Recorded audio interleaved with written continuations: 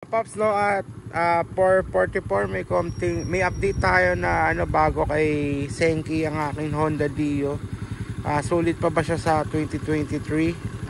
Magto 2024 na, sulit pa ba siya? Para sa akin kasi dalawa yung motor ko. So ang ginagamit ko madalas ito.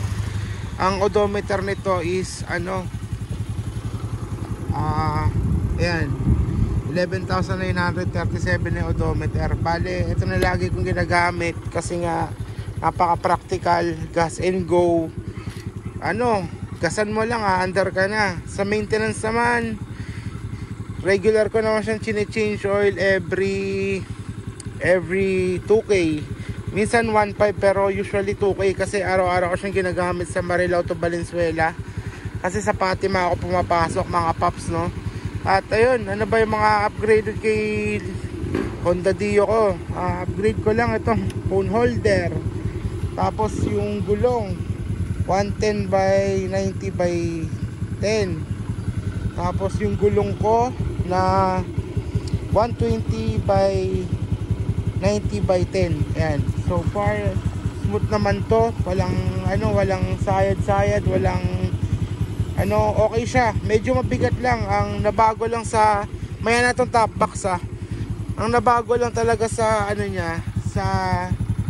nung kinabit ko tong gulong na to is bumigat siya. Dati nagta-top speed ako na hanggang 90.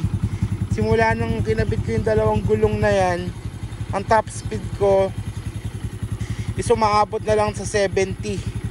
Yun. Sa angkas naman, sa gulong, pag may angkas ako, okay naman.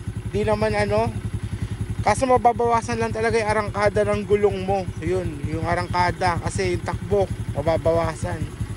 So far naman, walang problema. Itong top box ko nga pala, guys, sa mga nagtatanong, no, nilagay ko.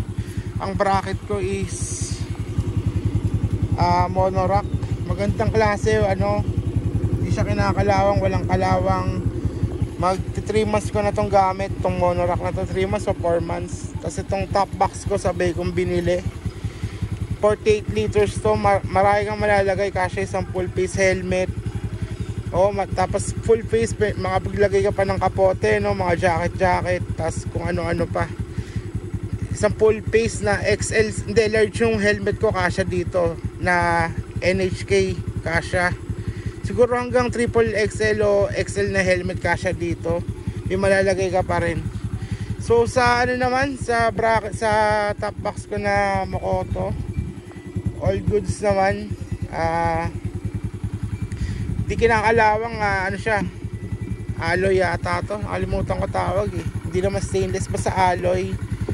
Ayan, kasi yung plastic, pag plastic nilagay mo dito magbabounce, medyo maingay. So ayan, wala na ako binago dyan usually monorack lang na kapitan, saka yung top box, saka yung gulong. Yun, mas absorb niya yung mga lubak Tapos kung tatanungin nyo kung KRX6 madulas, hindi siya madulas.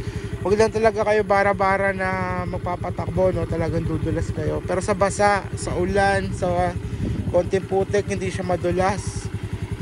Huwag lang talaga sa buhangin, no? Menor kayo pagdating sa buhangin. Tapos stock seat pa rin to, mga boss.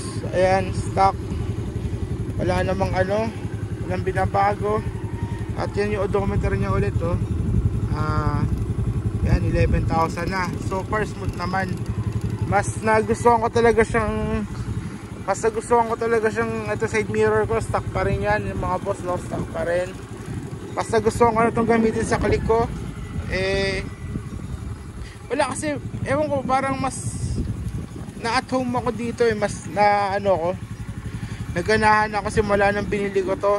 Nga pala, ito ko nagtatanong 1 year and 1 year and 3 months or 4 months na sa akin. So far yun nga, 11,000 yung tinatakbo niya na, no. Alagang change oil lang sa gear oil. Change oil ko 2,000 to 1,500, ganun lang nagre-range. Tapos pagkatapos nun, gear oil pagkatapos ng change oil, basta nag-gear oil ako. Pero hindi naman kasi masama laging gini-gear oil. So yan, smooth na, malinis lang.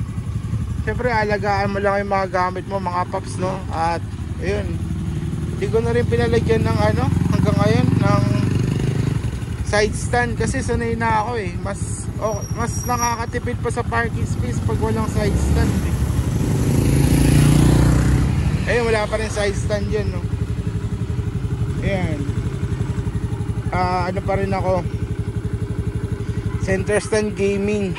So yun yan, no? Yun lang naman yung update ko kay Honda Dio ko. At eto, ayan, ang inaano ko lang dito, worth it pa bang gumamit ng Honda Dio sa 2023? Ngayon magto 2024 na. Ang sagot ko is check tayo dyan. Yan, legit yan, goods pa rin ng Honda Dio ng mga papi. Yan, i-thumbnail natin. Yan.